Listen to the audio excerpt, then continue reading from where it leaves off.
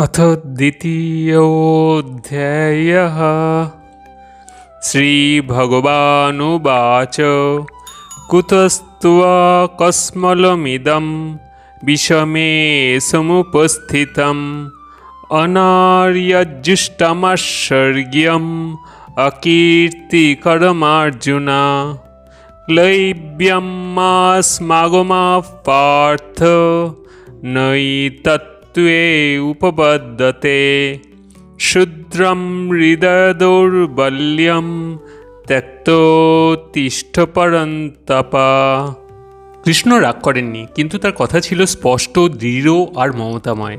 তিনি অর্জুনকে বললেন, এই দুর্বল ভাবনা এখন কেন? তুমি তো সাহসী, জ্ঞানী। এই ভয়, এই দুঃখ, এ তোমার প্রকৃত রূপ নয়। এই দুর্বলতা তোমার মতো বীরের জন্য নয়।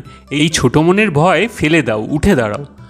আরব ইন্টার স্কুল ফুটবলের জন্য অনেক দিন ধরেই প্র্যাকটিস করছিল। ম্যাচের দিন দেখা গেল দলের ক্যাপ্টেন চোট পেয়েছে। কোচ বললেন, আজ তুই নেতৃত্ব দে। আরব থমকে গেল, মাথা ঘুরছে। হেরে গেলে, খারাপ খেললে সে পালাতে চাইছিল।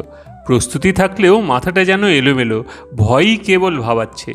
ঠিক তখন তার বন্ধু বিকাশ পাশে এসে বলল, এই তো আরব, তুই তো হাল ছাড়িস না, এখন কেন এমন ভাবছিস?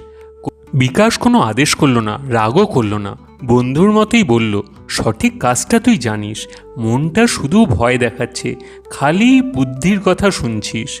এই ছোট্ট ভয়টা বাদ দে, তোর ভেতরে যে সাহস আছে সেটাই আসল তুই। আরব এক গভীর নিঃশ্বাস নিল, ভিতরে কিছু যেন নড়ে উঠল।